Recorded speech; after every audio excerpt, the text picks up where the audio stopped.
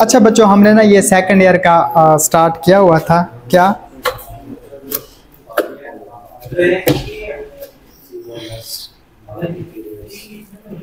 अच्छा बच्चों, आज जो हमने स्टार्ट करना ना वो है बारबिचुरेट। ठीक है, ये हम CNS पढ़ रहे थे, उसमें एंजियोलिटिक वाली ड्रग्स में ये आ जाता है। आज बच्चों हमने क्या पढ़ना है? बारबिचुरेट पढ़ना है, बारबिचुरेट्स। ठीक है, लास्ट टाइम हमने बेंजोडाइजेपिन पढ़ा था जो सबसे ज्यादा एंजियोलिटिक यूज हो रही होती है। ठीक है, आज हमने बच्चों ये पढ़ना है। अब ये भी क्या है? ये सेडेटिव हिप्नोटिक इसका एक्शन होता है। ये भी बच्चों किसके ऊपर इंटरेक्ट करती है? आपके जो गाबा रिसेप्टर्स होते हैं ना, वहाँ के उनके साथ क्या करती है? ये इंटरेक्ट करती है। ठीक है, और उनकी जो ट्रांसमिशन है ना उनको इन्हेंस कर देती है। ठीक है, अब इसका एक्शन क्या होगा? अब ये बच्चों दो इसके एक्शन होते हैं। एक तो बच्चों ये CNS को डिप्रेस करता है, डिप्रेशन ऑफ CNS, मतलब सेंट्रल नर्वस सिस्टम को ये समझो कि कूल डाउन कर देता है, सादा अल्फाज में अगर मैं समझाने के लिए आपसे बात कहूँ तो। ठीक है, ये बच्चों वेरी लो डोजेज पे बारबिचुरेट क्या सेडेशन प्रोड्यूस करता है, कामिंग यानी कि रिड्यूस एक्साइटमेंट को कम कर देता है। और अगर हम ज़्यादा इसकी डोज लेना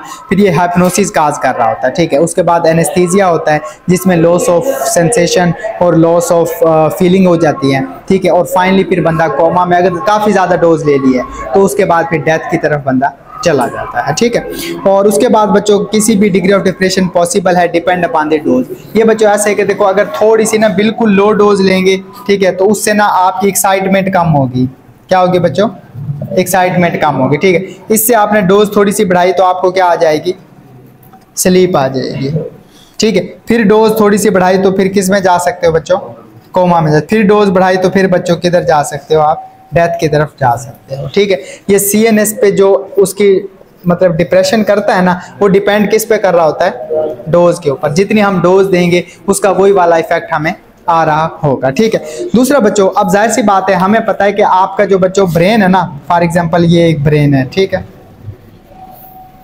इसमें ना मुझे सही तरह से इतना बनाना तो नहीं आता, लेकिन चलो, ये बच्चों ब्रेन है ना, इसके ना इधर, ठीक है, क्या होता है? रेस्पिरेटरी सेंटर होता है। क्या होता है बच्चों?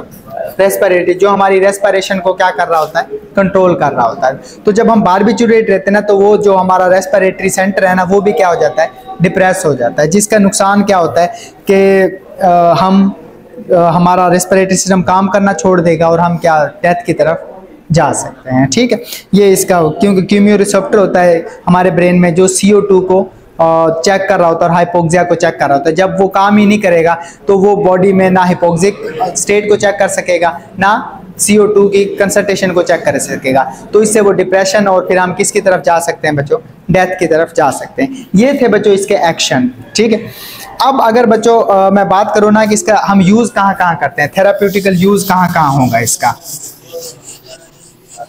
ठीक है, तो बच्चों इसमें यह है कि हम इसको एनेस्थीसिया के तौर पे यूज करेंगे। अब एनेस्थीसिया क्या होता है बच्चों? जो बेहोशी की दवाई होती है वो एनेस्थीसिया होता है, उसमें हम इसको यूज कर रहे होते हैं। ठीक है, ये स्ट्रांगली डिजायर इसका एक्शन होता है। तो बच्चों एक थियोपेंटल है जो इंट्रावेनसली हम यूज कर रहे होते हैं। किसके लिए? एनेस्थीसिया के लिए, बेहोश करने के लिए, सर्जरी करने से पहले जो कर रहे होते हैं उसके लिए हम इसको यूज कर रहे होते हैं। दूसरा बच्चों एंटी कन्वल्सेंट, जिसको झटके लगते हों मिर्गी के या इस तरह के, उसमें भी हम इसको क्या यूज कर रहे होते हैं? एंटी कन्वल्सेंट के तौर पे यूज कर रहे होते हैं। ठीक है, तीसरे नंबर पर जो एंजाइटी में बहुत कम इसकी डोज हम यूज करते हैं, किसके लिए? एंजाइटी के लिए। ठीक है, नर्वस टेंशन या इंसोम्निया वगैरह को सेट करने के लिए। ठीक है, इसका बच्चों फार्माकोकाइनेटिक्स क्या है? वही सिंपली ये बॉडी में अब्जॉर्ब हो जाती है, वेल डिस्ट्रीब्यूट होती है और मेटाबोलाइज लिवर में होती है, और जो इनएक्टिव फॉर्म होती है ना वो यूरिन के जरिए बाहर खारिज हो जाती है। ठीक है, एडवर्स इफेक्ट में क्या होगा बच्चों? एक तो ड्रॉजीनेस होगी, आपने ले लिया ना तो आप सारा दिन मतलब ड्रॉजीनेस में रहोगे। ठीक है, उसके बाद बच्चों इम्पेयर्ड कंसंट्रेशन, आप कोई भी किसी भी काम को कंसंट्रेशन से नहीं कर पाओगे। उसके बाद मेंटल और फिजिकल स्लगनेस होगी, ट्रेमर होंगे, एंजाइटी होगी, वीकनेस होगी, रेस्टलेसनेस होगी, नोजिया होगा, वोमिटिंग होगी, और अगर ओवरडोज हो जाए तो हम डेथ की तरफ भी जा सकते हैं। इसलिए ना आपको देखोगे कि फार्मेसी वगैरह पे ना बारबिचुरेट नहीं मिल रहे होते। ठीक है, आपको ये बेंजोडाइजेपिन वगैरह तो मिल जाते हैं, ठीक है, लेकिन बारबिचुरेट नहीं मिलते, क्योंकि इसमें ज़्यादा चांसेस होते हैं कि अगर आपने ज़्यादा डोज ले ली है तो आप कोमा में भी जा सकते हो और फिर आप डेथ की तरफ भी जा सकते हैं। तो ये सारी चीज़ों की बेस पे ना इसको फिर हम इजीली नहीं दे रहे होते किसी भी पेशेंट को, ठीक है। अच्छा बच्चों ये एंड पे है बस्पिरान, ये अदर एंजाइटी ड्रग्स हैं, ठीक है। ये भी जनरलाइज एंजाइटी डिसऑर्डर में यूज़ कर रहे होते हैं। क्या है बच्चों? बेस्पिरॉन, ठीक है। इसको हम GAD है ना, जनरलाइज एंजाइटी डिसऑर्डर में इस्तेमाल करते हैं। अच्छा इसमें ना एंटी कन्वल्सेंट और मसल रिलैक्सेशन प्रॉपर्टी नहीं होती, ठीक है। इसका सबसे एडवर्स इफेक्ट यही होता है कि हेडेक होगा, डेजीनेस होगी और नर्वसनेस होगा, ठीक है बच्चों। ये आपका जो एंजियोलिटी वाला टॉपिक है ना, ये यहाँ पे ख़त्म हो